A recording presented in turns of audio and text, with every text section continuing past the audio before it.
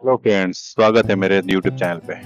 आज एक नए वीडियो में आपका स्वागत है। चलिए आज बात करेंगे कि जो यूएस प्रेसिडेंट डोनाल्ड ट्रंप ने जो टैरिफ लगाया उसके साथ हमारे इंडियन बैंक और इंडियन मार्केट के ऊपर क्या असर हो सकता है और बैंकों के ऊपर जो बड़ा वार हुआ है उसके ऊपर क्या बड़ा इफेक्ट हो सकता है और मोदी सरकार इसके लिए क्या करेगी या क्या नहीं करेगी वो सब हम समझेंगे इस वीडियो में। चलिए शुरू करते हैं। पहली बात, अमेरिका के राष्ट्रपति डोनाल्ड ट्रंप के टैरिफ वार से हड़कंप मचा हुआ है। ग्लोबल ट्रेड वार का काला साया अब भारतीय बैंकों पर भी मंडराने लगा है। अमेरिकी टैरिफ की ऐसी मार पड़ने वाली है कि वित्तीय वर्ष मतलब जो 2026 से बैंकों का मुनाफा 25 बेसिस पॉइंट यानी लगभग 0.025% तक गिर सकता है। रेटिंग एजेंसियों का मानना है कि उन्होंने साफ चेतावनी दी है कि यह आने वाला तूफान सप्लाई चेन को तहस नहस कर दे सकता है और महंगाई जो आसमान तक पहुंचाएगा और बैंकों को भारी नुकसान की कगार पर लाकर खड़ा करेगा। तो चलिए इस बारे में हम आपको पूरे विस्तार से बताते हैं। वीडियो को अंत तक देखें और वीडियो अगर पसंद आए तो लाइक करें, सब्सक्राइब करें और अपने जो करीबी दोस्त हो उसको आप शेयर करिए। वीडियो के अंत तक हमारे साथ जरूर बने रहिए। और रेटिंग एजेंसियों का कहना है कि दुनिया में सब कुछ ठीक नहीं चल रहा है। अभी भी बहुत पूरे वर्ल्ड वाइज में अगर आप देखें तो कोई भी चीज ठीक नहीं चल रहा। हर जगह पे वॉर है, हर जगह पे कुछ ना कुछ लफड़े चालू ही है, हर देशों में कुछ ना कुछ चालू है। देशों के बीच लड़ाई झगड़े बढ़ रहे हैं, सामान की सप्लाई में रुकावटें आ रही है। अमेरिका अपने फायदे के लिए टैरिफ की दीवार खड़ी कर रहा है और इसका खामिया भारत को भी भुगतना पड़ सकता है।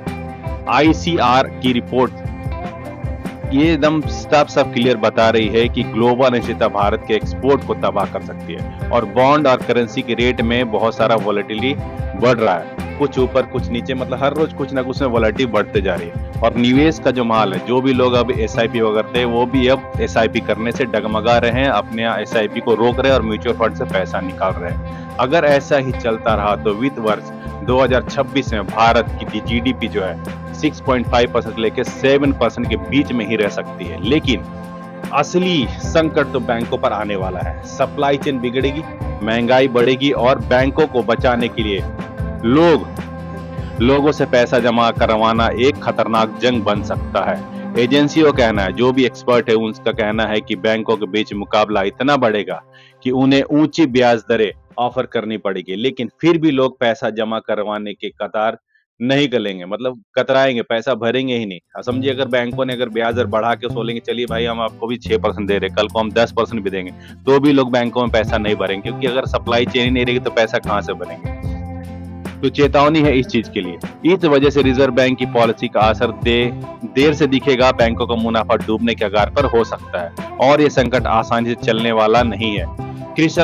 क्रिसल के चीफ जो है रेटिंग ऑफिसर कृष्णन सीतारमन की बात सुनिए। वो क्या कहते हैं?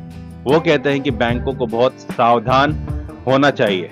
जो लोन बाहरी रेट से जुड़े हैं उनका रेट तो जल्द कम हो जाएगा, लेकिन ज्यादातर लोग जो मार्जिनल कॉस्ट ऑफ फंड से चलते हैं उनके रेट में कम होने से महीनों लगेंगे। ऊपर से बैंकों को डिपॉजिट पर ज्यादा ब्याज देना पड़ेगा। इसका नतीजा होगा कि उनका मुनाफा जो है 0.2% तक कम हो सकता है। यह डबल मार बैंकों को पड़ सकते हैं। अगर तो ये सिंपल एक लॉजिक समझिए, अगर बैंक अगर ज्यादा ब्याज दर देगा तो उसको कितना नुकसान हो जाएगा, वो लेगा कम में और देगा ज्यादा, तो इससे क्या होगा, बैंकों को नुकसान बढ़ जाएगा और 0.2% उनका लॉस होना चालू हो जाएगा। ठीक है, अब आप यह सोचिए कि रेटिंग एजेंसियां ने कुछ बड़ी एनवीएफसीसी को राहत दी है। इन कंपनियों को अच्छा निवेश भी मिला है, कारोबार भी बढ़ा है और उनके एसेट क्वालिटी भी ठीक है। लेकिन जो एनबीएफसी बिना गारंटी के लोन दे रहे हैं, जैसे एनबीएफसी जो छोटे मोटे जो लोन देने वाले हैं, बजाज फाइनेंस, मुथूट फाइनेंस या जो गोल्ड लेके देते हैं, लेकिन और भी बहुत सारी लोन देने वाली कंपनियां हैं या जिन्हें फंडिंग नहीं मिल रही है, वो इस समय संकट में, उनकी रेटिंग गिर रही है, मुनाफा डूब रहा है और खर्चा बढ़ रहा है। यह कंपनी अब डूबती नाव की तरह दिख रही है। यह था ग्लोबल ट्रेड और टैरिफ का खौफनाक सच। बैंकों पर संकट के बादल मंडरा रहे हैं और आने वाला वक्त आसान नहीं होगा।